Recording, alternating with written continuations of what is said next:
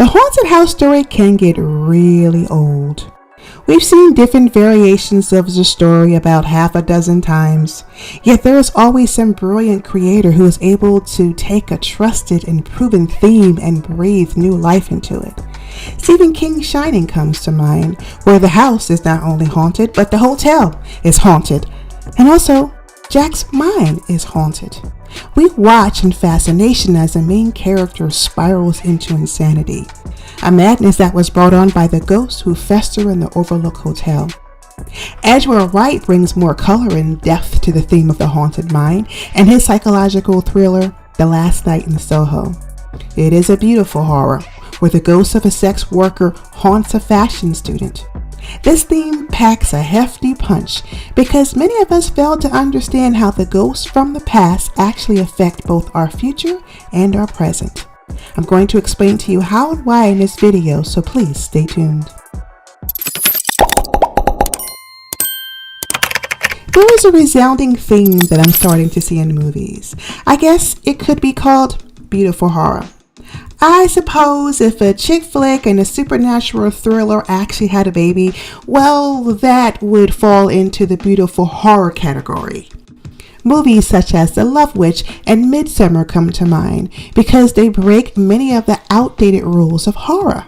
The setting isn't dark and scary. The villain isn't cruel, mean, and ugly. Instead, the protagonist immerses herself in a world of culture and art and beauty. She does this as a means to escape, yes, but also as a way to deal with her deep-seated pain and trauma. Now, we all know that we can't run away from our problems. Where do you think you're going?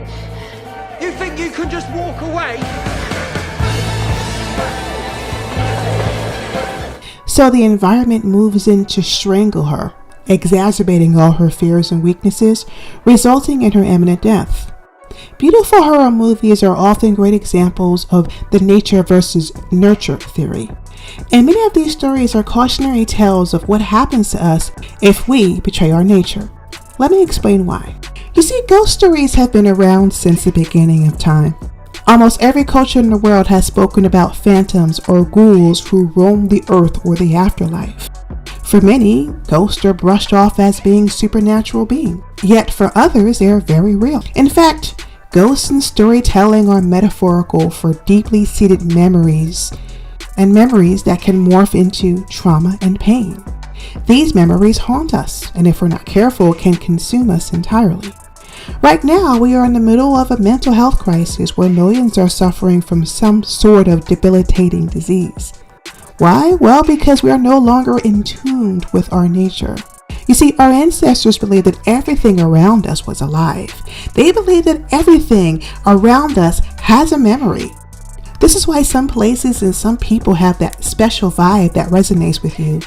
And why there are some places and some people who repel you in some way, shape, or form.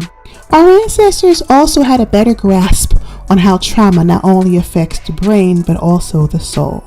They believed that trauma, especially when experienced in childhood, caused the soul to break into dozens of tiny pieces. Once the soul is broken, it's not equipped to deal with the vicissitudes of nature. So, a person with a broken soul has no choice but to succumb and meet their inevitable demise. This was the case for Eloise's mother. She too was an aspiring fashion designer whose mental health took a turn for the worse in the city of London. I believe that Ellie's journey was different, however. She was supposed to rise above the turmoil, put back the pieces of her broken soul, all so she could be whole again. Sadly, healing is hard for some people, especially for those of us who are intuitive. Let's take a look at Eloise. She was a young and gifted girl. She was creative, intuitive, kind, and yes, she was clairvoyant. She could see ghosts. She could feel other people's pain. She could even heal other people from that pain. Yet she was an outcast, a Debbie Downer, a weirdo that no one wanted to be around.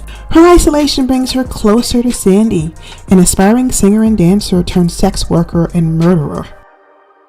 The murder of a young woman in the mid to late 1960s by a man you believe to be her pimp. Only Sandy isn't a ghost. Sandy is Alex, an elderly woman who sublets rooms for money in Soho, London. Now, in the movie, it's made clear that Ellie is not being tortured by her own memory. She's being tortured by someone else's. We've seen this concept before in The Shining, where Jack Torrance was being tormented by the ghost of the Overlook Hotel, and his son, Danny, was receptive to all of his thoughts, his emotions, and even his memories. Both The Shining and The Last Night in Soho are based on parallels between the young and the old. Both movies tell how memories or ghosts from the past can rise up and completely destroy a person. However, The Last Night in Soho seeks to break the pattern of self-destruction by allowing Ellie to save herself, her boyfriend, and all the ghosts that are buried in the floor panels in Alice's Soho flat.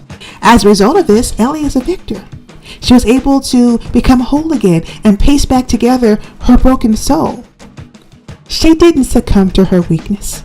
Unlike Jack Torrance, who tries to murder his wife and child, only to take his life in the end, or Elaine, who falls into the dark pits of murder and madness, or Danny, who burns her boyfriend alive because he wasn't loving or supportive. We have to understand that we as individuals are not just dealing with trauma.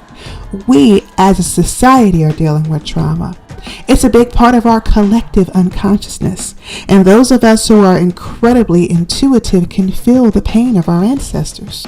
The pain, or the ghost, can haunt us and can compel us to do some awful things. I believe that these ghosts compel us to drink irresponsibly, to engage in behaviors that destroy ourselves and our community. They can cause us to spread the disease that is known as hate. And these ghosts put us into a mental state of dire straits. I believe that it is the unresolved pain in the collective unconsciousness that causes many of us to become depressed for no real reason. Truth be told, the memories from our past has a great deal of control over our behaviors. And if we don't take control over them, they will seek to control us.